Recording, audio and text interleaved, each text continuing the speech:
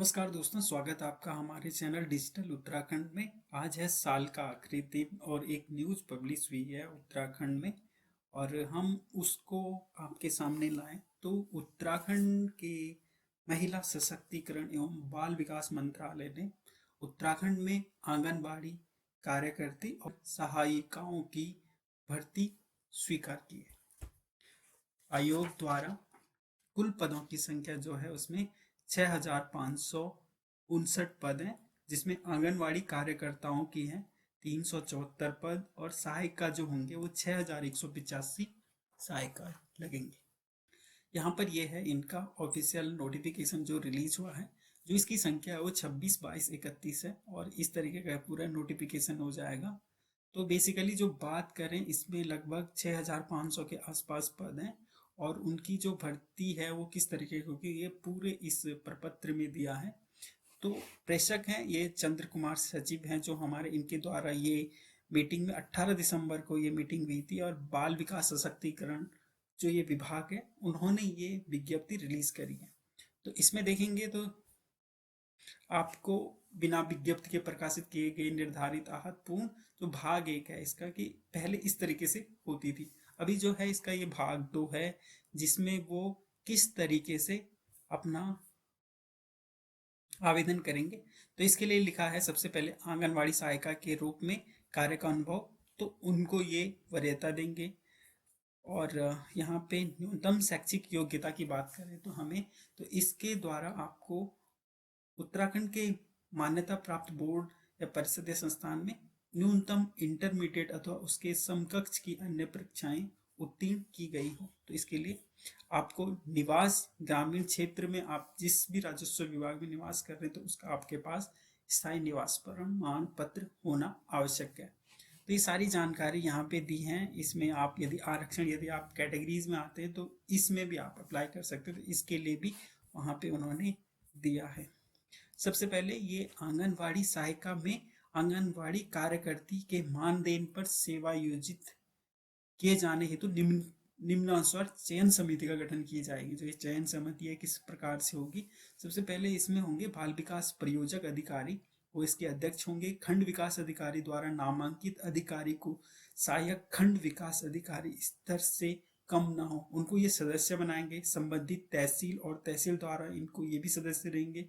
संबंधित खंड शिक्षा अधिकारी द्वारा नियमित सदस्य ये रहेंगे और जिला कार्यक्रम अधिकारी द्वारा यहाँ भी ये भी सदस्य रहेंगे। यहाँ पे लिखी है विशिष्ट श्रेणी में अभ्यर्थी का चयन में वरीयता किस प्रकार से आपको मिलेगी। तो एक ये पॉइंट पे आप देख लेंगे, यदि आप आंगनवाड़ी कार्यकर्ती के हेतु अप्लाई करेंगे और सहायिका हेतु तो इसमें पहली वरीयता जो मिलेगी वो कार्यरत सहायिका को मिलेगी, या फिर दूसरी वरीयता जो पूर्व में अनुभवी है किंतु वर्तमान में आप वो आंगनवाड़ी में कार्य करती हो। तो फिर तीसरा जो उनको वरीयता मिलेगी जो अनुभवी किंतु वर्तमान में सेवारत ना हो, ऐसी आंगनवाड़ी सहायिकाओं को भी काम मिल जाएगा।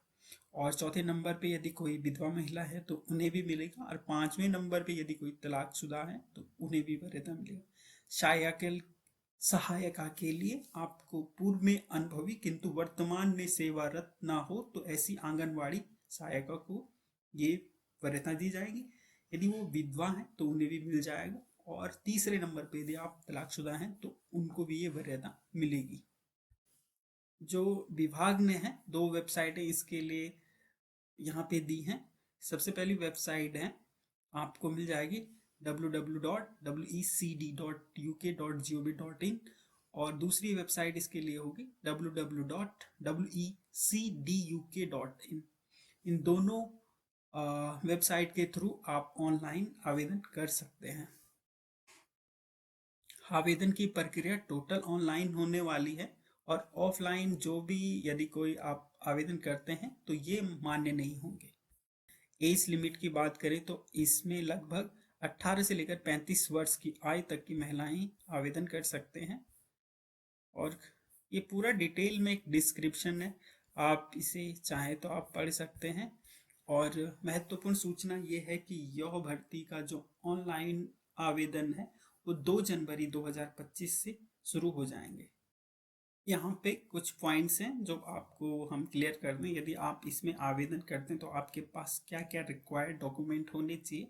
तो सबसे पहले आपके पास आवेदन का प्रपत्र होना आवश्यक है। तो ये जब आप आवेदन करेंगे तो आप उसे डाउनलोड कर लेंगे। आपके पास बाल विकास परियोजना अधिकारी द्वारा निर्गत संतोषजनक सेवा विषयक अनुभव प्रमाण पत्र, यदि आप पहले से यदि कार्यरत हैं तो आपको सेवा विषयक अनुभव प्रमाण पत्र ये आपके पास हो तो आप इसे भी इंक्लूड कर सकते हैं। ग्रामीण क्षेत्र हेतु संबंधित उप जिला अधिकारी द्वारा निर्गत स्थायी निवास मान्य है कि आपको स्थायी निवास प्रमाण पत्र आपका इसमें होना चाहिए। उसके अलावा आपको परिवार रजिस्टर की जो प्रतिलिपि है वो भी इसमें जरूरी है। यदि आप शहरी क्षेत्र रहते हैं तो आपके पास स्थायी निवास प्रमाण पत्र, साथ में वोटर आईडी कार्ड होना अथवा राशन कार्ड की आपके पास होना अनिवार्य है। यदि आपके पास वोटर आईडी कार्ड है अथवा आपके पास राशन कार्ड है। आय के सत्यापन के लिए आपको हाई स्कूल का अंक प्रमाण पत्र आपका यहाँ पे चल जाएगा और आपके पास इंटरमीडिएट की अंक तालिका व प्रमाण पत्र आप इंक्लूड करेंगे, जिसमें आप क्लैरिफाई करेंगे कि आप इसके न्यूनतम जो इनकी एलिजिबिलिटी है उसको मीट कर पाए। यदि हम आगे 6वें नंबर की बात करें तो पद आरक्षित होने की स्थिति में आपको, यदि आप रिजर्व किसी कैटेगरी में आते हैं तो उसके लिए आपको जाति प्रमाण पत्र आपके पास होना चाहिए। यदि आपके पास स्नातक और परिस्नातक की अंक तालिका है तो ये भी आप इंक्लूड कर सकते हैं। इसके लिए आपको नॉर्मलाइजेशन जब मार्क्स का होगा तो इसमें भी आपको बेनिफिट मिलेगा। पॉइंट यहाँ पे आप यदि डिटेल में पढ़ेंगे तो आपको मिलेगा स्नातक के लिए 2 अंक और परिस्नातक के लिए इसके अकॉर्डिंग आपको अंक मिलेंगे। आगे 8वें नंबर पे आपको सक्षम अधिकारी या उप जिला अधिकारी द्वारा निर्गत परिसीमन या पूर्व राजस्व ग्राम वार्ड या नागरिक नगरीय क्षेत्र में रहते तो निवासी होने का विषयक प्रमाण पत्र आपके पास होना चाहिए। आप जिस क्षेत्र के लिए हैं तो आप उस क्षेत्र का आपके पास वोटर आईडी कार्ड जिसमें आपका नाम वहां पे मेंशन हो ये होना अनिवार्य है, या फिर आपके पास विषयक प्रमाण पत्र होना अनिवार्य है। तो दोस्तों ये थी हमारी वीडियो इस न्यूज़ के बारे में जो उत्तराखंड में अभी आई है, और होप आप लोगों को नव वर्ष में इसमें चयन का मौका मिले और आप चयनित हो जाएं, ये हमारी शुभकामनाएं आपके साथ हैं। तो दोस्तों यदि आपको हमारी वीडियो अच्छी लगती हैं तो आप हमारे चैनल को सब्सक्राइब जरूर कीजिए, और इसके जब ये अप्लाई करेंगे उसका भी वीडियो हम अपने चैनल पे डालेंगे। तो यदि आपको उसमें भी कोई इश्यू आता है किसी चीज़ में तो आप वो ट्यूटोरियल देख के आप भी अप्लाई कर सकते हैं। बहुत बहुत धन्यवाद हमारे साथ वीडियो में रहने के लिए।